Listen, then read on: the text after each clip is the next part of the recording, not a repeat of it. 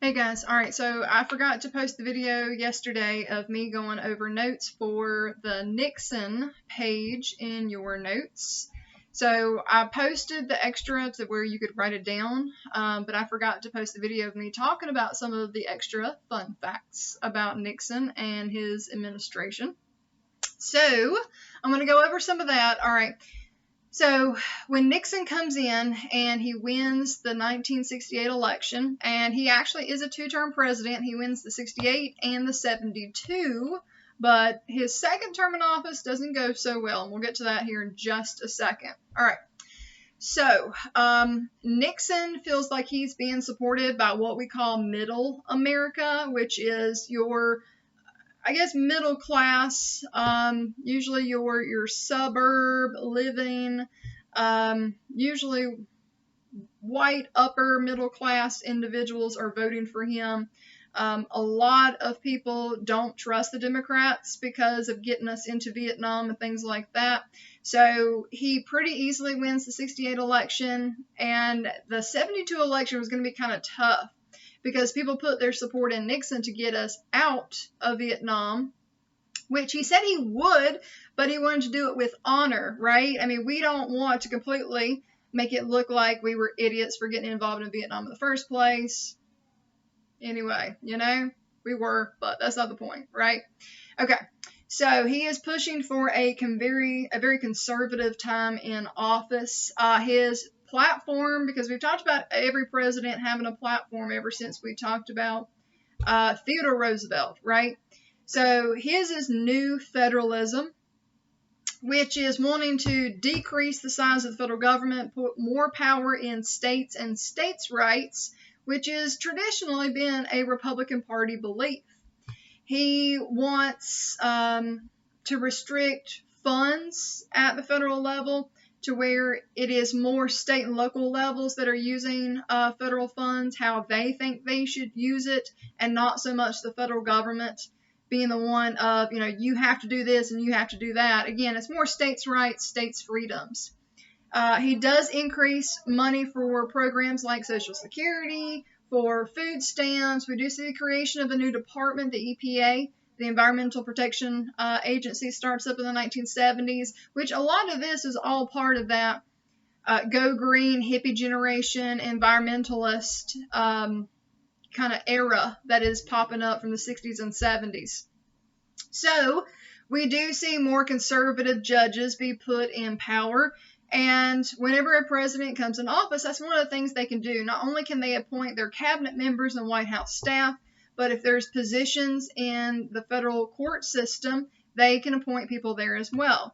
So we do see a more balanced federal court system, and they start to take more of a conservative swing, especially as we get closer to the 80s. A big court case that hits us here at home is Swan versus Charlotte Mecklenburg, 1971. Because again, and I know it's like, wow, we talked about integration of schools since 1954's Brown versus Board of Education, but it's slow and steady. This was not something that was going to change overnight, and we've talked about that when we were talking about the civil rights movement. But the frustration with Swan versus Charlotte Mecklenburg is the fact that there was what they called forced busing, to where students were being bused to certain schools, and sometimes that school that you were told you had to go to was like an hour away, and they're like, that's crazy. They should be able to go to this school that's like 5 minutes away from the house instead of having to go all the way across town.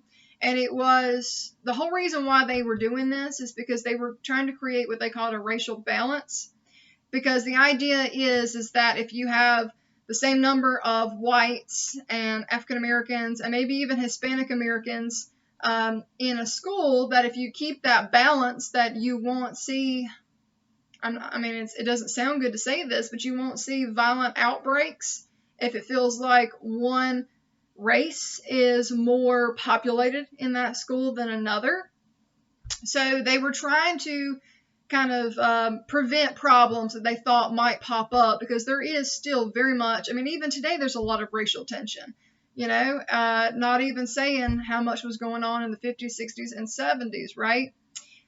So that was a big court case and a lot of frustration there. We do know that Nixon appoints a new Chief Justice, Warren Burger, who is a conservative justice that will continue with cases that happen into the 80s. All right, with the economy, just like a roller coaster, we've talked about this before, right? And what goes up must eventually come down, and it starts coming down pretty hard in the 1970s. It's almost like the perfect storm of things that happen all at once. We have stagflation, which means prices are going up, but also unemployment numbers are going up, and that's not a number you want to go up.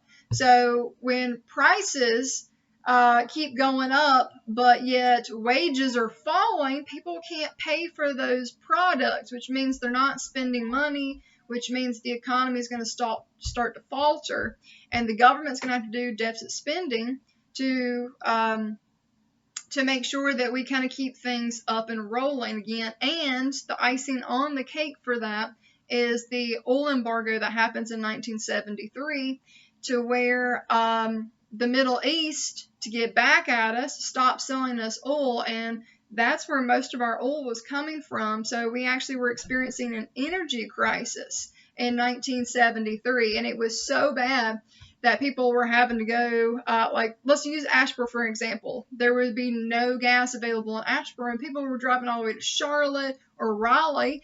So not only are you wasting gas trying to make a long trip, but by the time you got there, there was like an hour-long line to get gas. I mean, it was a mess. Gas was expensive because it was hard to find in limited supply, which made things even worse because people's paychecks were going down, but prices were up, right? So that was a really hard situation.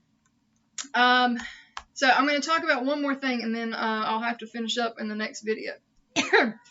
We are still very much in the Cold War, and we have what we call détente. Henry Kissinger, who is our Secretary of State under Nixon, comes up with the idea of what we call détente, which is the idea of easing tensions. So it's the very beginning of trying to end the Cold War. So that's good news.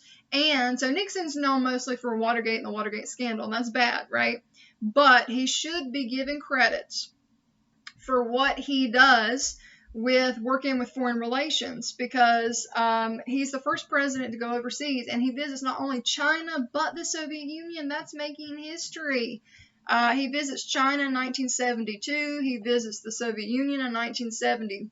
Yeah, also 1972, making history, starting up the SALT Treaty, putting a 5-year freeze on making nuclear missiles. So he's making history in making both of those trips. Now, the last thing that I will say, and I'll have to finish up later, is, of course, most everybody knows Nixon for the Watergate scandal. He's the first president in American history to ever have to resign the office of the presidency. And I'm going to hold that story for later.